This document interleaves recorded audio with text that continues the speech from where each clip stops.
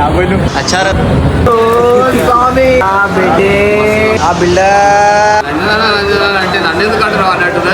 पलंग AK-47 दे दो भाई को। AK-47 पलंग तोड़ का है मसला है।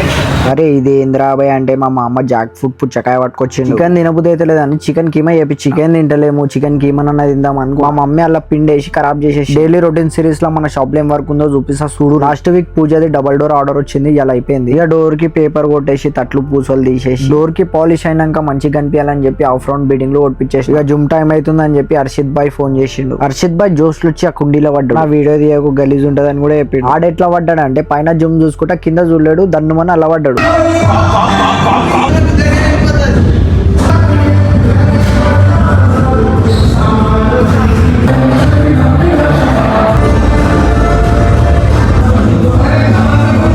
కోట్ కథం బట్టి చేసి సీదా సౌదాల కోసం వచ్చేసి ఈ సౌదాలు ఆన్లైన్ లో ఎక్కువైతున్నాయి అని చెప్పి ఆఫ్లైన్ లో తీసుకున్నా.